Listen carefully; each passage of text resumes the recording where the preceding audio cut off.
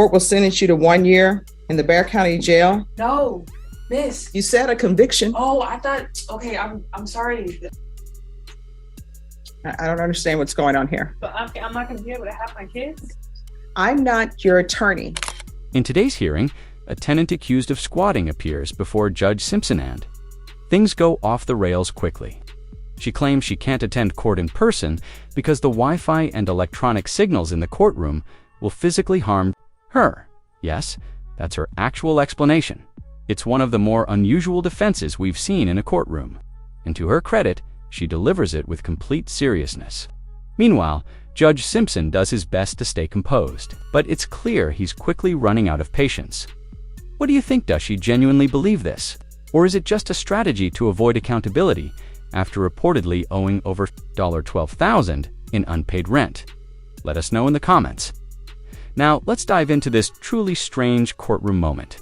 State of Texas versus Brittany Merrill Brown. Could I have parties announced for the record for the state? Brittany Mitchell for the state. Defense. And And are you Ms. Brown? Yes.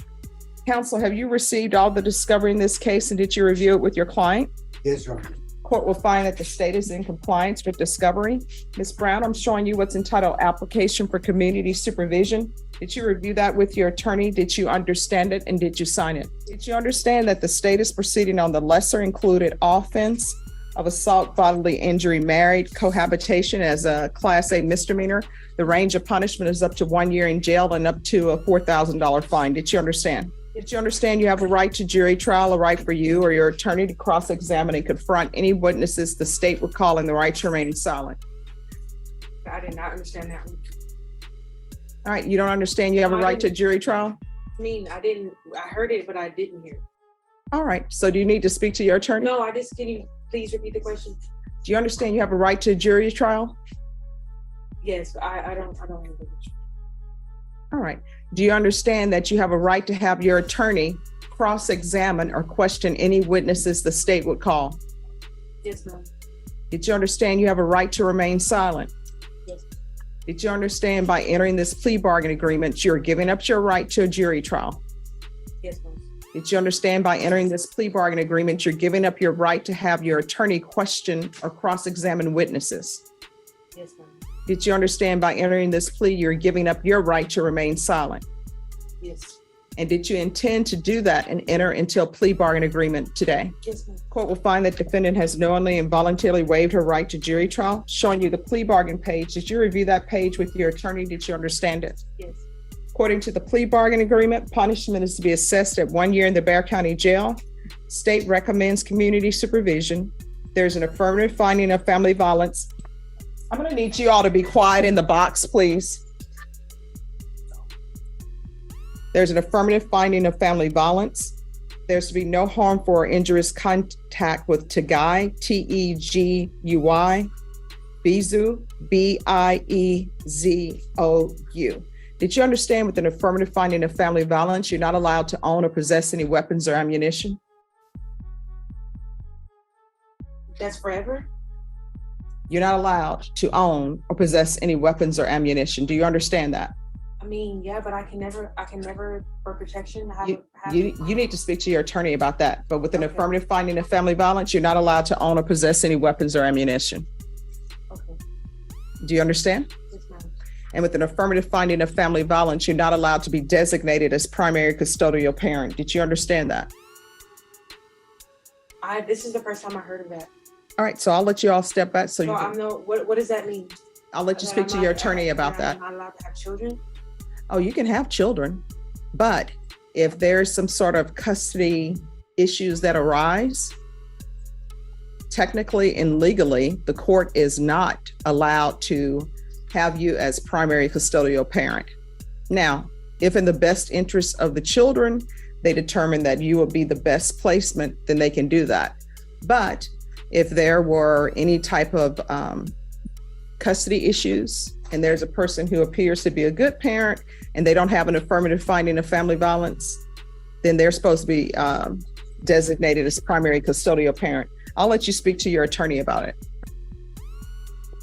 So I'll have you all step back and you can talk to your attorney. A rural environment? Seriously, this tenant is in court over unpaid rent and squatting. Yet she's listing off housing.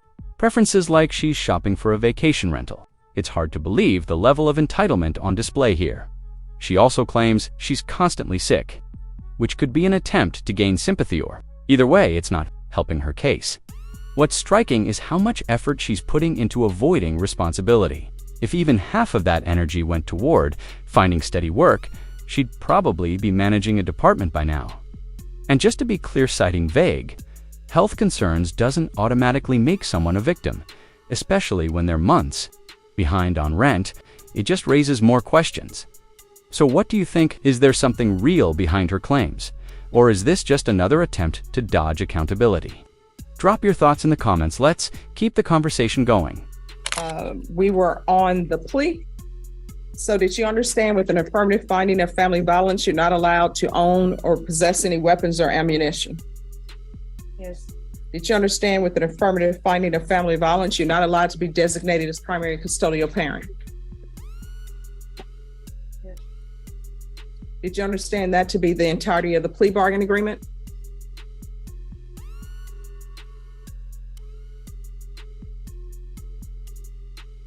I don't understand what's going on here. So I'm not gonna be able to have my kids?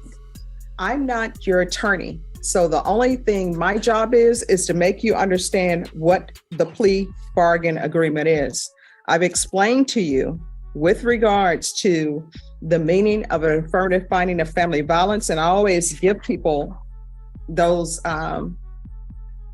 instructions so they will know, because many times when people enter pleas on the criminal sides, they have an impact civilly and in other ways. So with all of these family violence cases, when there's an affirmative finding of family violence, there are certain collateral consequences. One of those is you can't have a weapon. You can't possess ammunition. That's how it is in Texas. I can't tell you how it is in other states. But you can't have weapons, you can't have ammunition, and you can't be designated as primary custodial parent. So legally, you can't be designated as primary custodial parent. Those are the consequences of entering a plea, and those are the consequences of having an affirmative finding of family violence. Now, if you would like to, counsel, we can bring this back for tomorrow. No, it's okay, fine. All right, this is what I'm gonna do. I'm gonna have you all take a seat just to No, talk it out I more. do understand it, but it's just it's a horrible thing for like to have this horrible. So I understand it, but I mean, all the cases here are horrible. They're felony cases. I thought it was getting reduced. It's still getting reduced, but it's still, all these cases have consequences. Whether it's being reduced to a misdemeanor or not, there are consequences that flow from felony cases and consequences that flow from criminal charges. So what I'm going to do is I'm going to have you sit with your attorney, because I want you to, if you're planning on entering a plea in this case, I want you to enter it with a clear conscience and a clear understanding. So it appears to me, and I may be wrong, I'm making assumptions here, that you didn't know the consequences civilly of entering a plea in this case. And the fact that you're talking to me about, am I ever going to be able to possess weapons? Am I ever going to have my children? That's something that you need to discuss with your attorney, and it needs to be in a setting. I don't want to say without passion or objectively, because I know these are all personal matters, but it needs to be something that's thought about with clear head and something to think about. All right, so I'm going to have you all step back. And if your attorney feels like it's best that this be taken up tomorrow, we'll take it up tomorrow. I'm here all week. All right, so just step back and discuss it with your I attorney. understand it. There's nothing I could do. It's hard to understand how situations like this are even possible. The tenant signed a lease, agreed to the terms, then seemingly decided that paying rent was optional. Now she owes over $12,000 and is still showing up in court with a list of excuses. What makes it more frustrating is the legal process itself. Once a lease is signed, even if rent stops coming in, landlords can't just remove the tenant. They have to follow a formal eviction process, which can take weeks or even months. And some tenants know exactly how to stretch it out. Whether it's filing questionable motions or making claims about unlivable conditions, all of it delays the outcome even further. In many ways, the system gives them a free pass simply because they once had a pen and an ID. So, the question is, should someone who hasn't paid rent in months still be allowed to stay? Or should judges be enforcing stricter deadlines in cases like this? Let us know your thoughts in the comments. State of Texas versus Brittany Brown. So, Ms. Brown, I've gone over the plea bargaining agreement with you. Did you understand that to be the plea? Yes, ma'am. And do you understand the consequences of entering a plea with an affirmative finding of family violence? And knowing that, do you wish to proceed? All right, did you review the paragraph entitled waiver of appeal with your attorney? Did you understand it? Did you sign it in both places? Yeah. Did you understand by signing that you're waiving your right to appeal? The only items that can be appealed are written pretrial motions that have been filed, heard, and ruled upon by the court. Did you understand? Counsel, there be any such motions? No, Your Honor. And counsel, did you understand that to be the plea bargain agreement? Yes, Your Honor. State, is that the plea bargain agreement? Yes, Judge. Outside the agreement, the state is requesting that your deferred adjudication be for a term of 2 years. There be 100 hours of community service restitution, the BIPP, a TAP evaluation, and follow all recommendations from the TAP evaluation. Did you understand those are recommendations from the state and the court does not have to follow those recommendations? Yeah. Then to the lesser included offense, how do you plead? Guilty, not guilty, or no contest? Contest. State any evidence? Yes, sir. At this time, state for state exhibit number 1 and status. No objections, Your Honor. Court will find that defendant has knowingly and voluntarily waived and consented to stipulation of testimony and stipulations. Court will accept into evidence states exhibits 1 and attachments and review the same. All right, after reviewing states exhibits 1 and attachments, the court will find there is sufficient evidence to find you guilty. The court will defer finding of guilt as you apply for deferred adjudication. Are we proceeding with sentencing? Yes, Your Honor. Anything you wish to say on behalf of your client? We has had the problem, I guess, communicating and understanding what is happening, but after explaining several times her situation, she understands everything, and we're asking that the court accept the recommendation from the state to place on deferred. All right, what was your warrant for? In the police report, it says that when the complainant called the police showed that you had a warrant. So what did you have an active warrant for? It had it in for a failure to ID. All right, state, can you see if there are any pending charges other than this case? Yes. Yeah, there's a failure to ID. Oh, sorry. Your Honor, there's a failure to ID, and that one is for the state, would be TIC. It's not listed in the plea. All right, are you employed? At the moment, no, I'm not. How do you support yourself?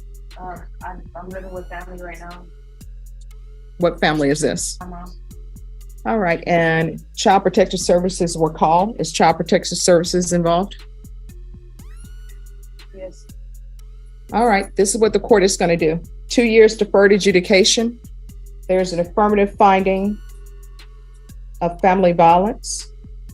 Well, let me strike that. The state is requesting that actually you have a conviction. What the court can do is you can have a conviction. That's what you bargained for, or either I can give her deferred adjudication. Leave a rules for deferred adjudication in your for. All right, if the court were to give you deferred adjudication, if anything were to happen and your probation were revoked, you could end up with potentially 1 year in the Bexar County Jail. What the state has offered you, if you were to not do well, you could still end up with 1 year in the Bexar County Jail. So which would you prefer? Would you prefer conviction or deferred adjudication? Conviction. All right, court will sentence you to 1 year in the Bexar County Jail. No, miss. You said a conviction. Oh, I thought, okay, I'm sorry. Oh my God, no. So are you I thought you asking, meant like on the record. are you asking for deferred? Yes, ma'am. The tenant in question claims that exposure to Wi-Fi and cell tower signals causes her immediate health problems. While this type of condition, often referred to as electromagnetic hypersensitivities, not recognized by most mainstream medical institutions. It has been cited in various legal disputes. Courts are obligated to consider all claims presented, regardless of how unconventional they may sound. In this case, the judge maintained composure and allowed the process to continue. Despite the unusual nature of the defense, when health claims intersect with legal responsibilities, such as unpaid rent, it creates complex situations that can delay outcomes and strain landlord-tenant relations.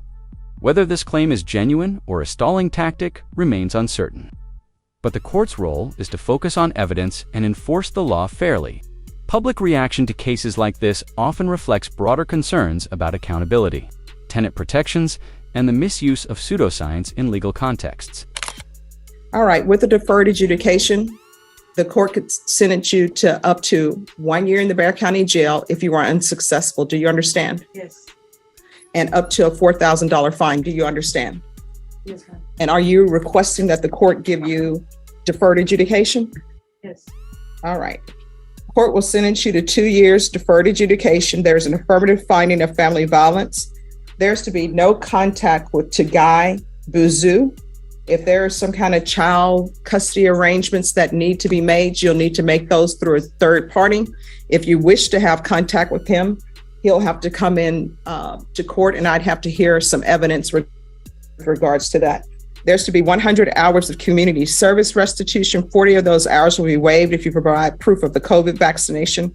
Court is not requiring you to get the COVID vaccination, but if you do, 40 of those hours will be waived. I'm going to request parenting classes. CPS should give you parenting classes. CPS compliance. Probation, if CPS is giving her parenting classes, then she can then the court will accept parenting classes from CPS for her. There's to be the BIPP course, TAP evaluation, and whatever the TAP comes back with, we'll start with supportive outpatient treatment. And again, if CPS is giving her alcohol treatment or drug treatment, then CPS can do that, and that'll be acceptable. Regular UAs, I'm going to want field visits at least 1 time per month until further notice. Regular reporting, in person or by Zoom. Proof of employment within 15 days. There's to be no employment as a home health care provider or with minors. Probation, is there anything else she needs? Is there anything else you need from the court in order to be successful? Anything else you need, Ms. Brown? I can't understand that.